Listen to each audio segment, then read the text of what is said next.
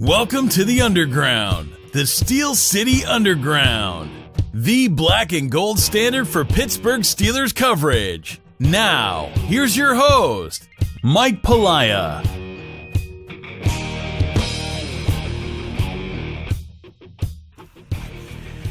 Welcome, everybody, to another edition of Steel Nation Radio, brought to you by Total Sports Enterprises. I'm Mike Palaya of SteelNationAssociation.com, where we cover the Steelers 24/7 while bringing you, the Steeler fans, together in an effort to raise money for Children's Hospital of Pittsburgh.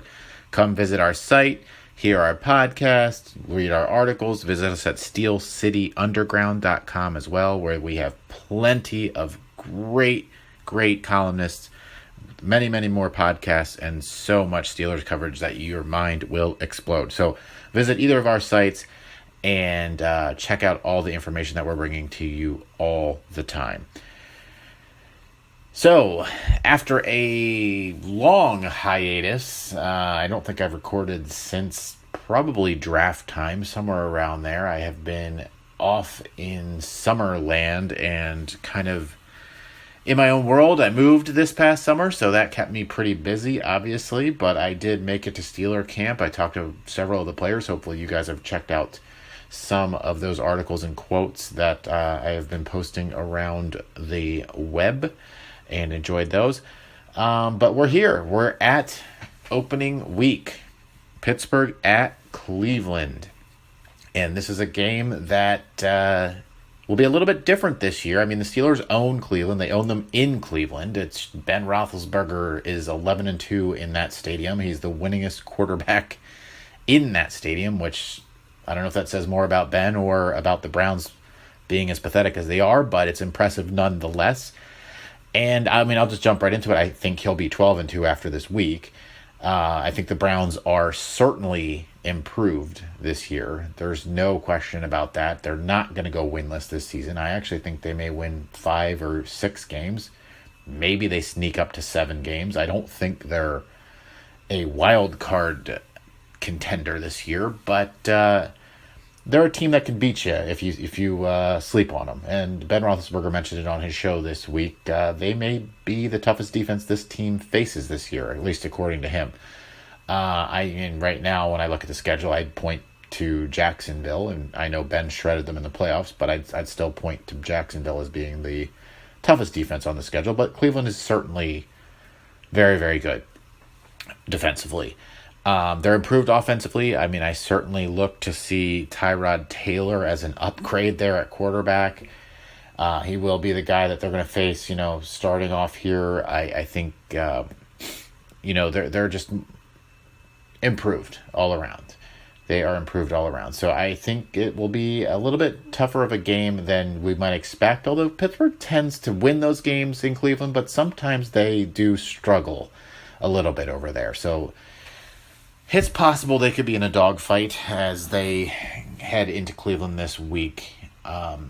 Maybe a little bit different than normal. So we'll see exactly how it goes down come Sunday, but I do expect a Pittsburgh Steelers win, no doubt about that.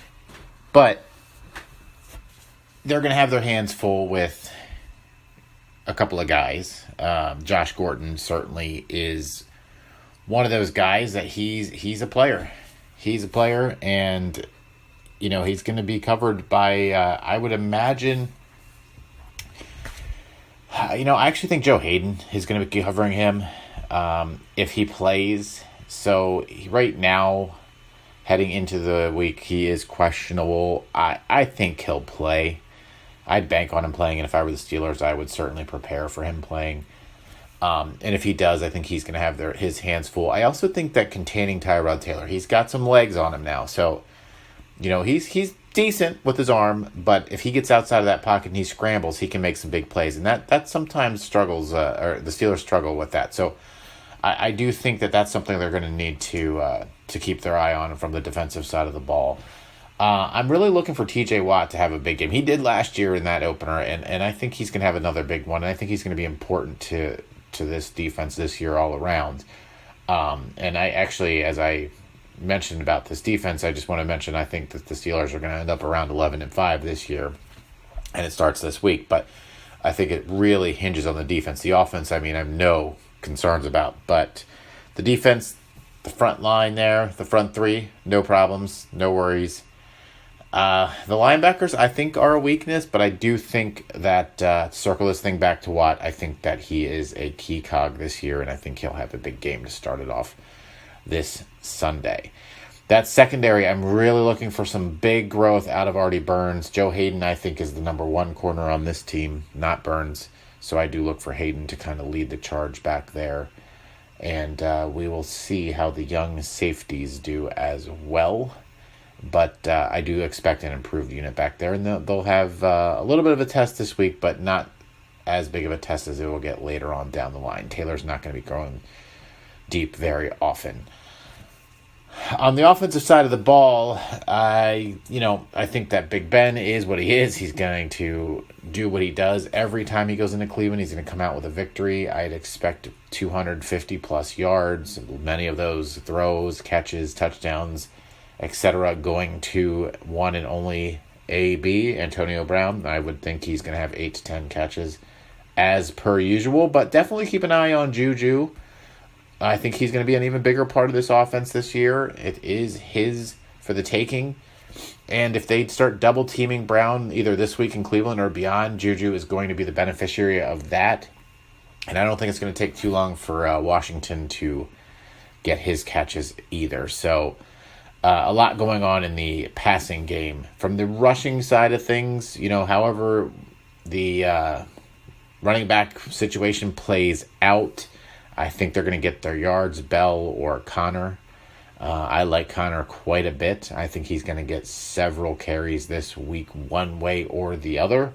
And I think that Cleveland better watch out because this monster of an offense is going to be on the attack. So with that said, I did say Pittsburgh is going to win this week. I stick with that. I think it will be a little bit closer. I really want to keep my eye on the defense. That's the unit that really needs to improve. And if this team wants to advance deep into the playoffs, they need them to. And it starts with this week one in Cleveland. So I do think the Steelers put up 27 points. I think they probably give up about 17. So I'm going to give them a 27-17 victory. I think they'll be in the lead the bulk of the game, and the score will be a little bit closer than the game will actually feel, but I do think it'll be about a 10-point game, and we will go from there. So that's your week one preview, and hopefully we'll get a Steelers victory, and we will talk to you next week. Until then, enjoy. We would like to thank you for listening and remind our listeners to follow us on social media and our website, www.steelcityunderground.com.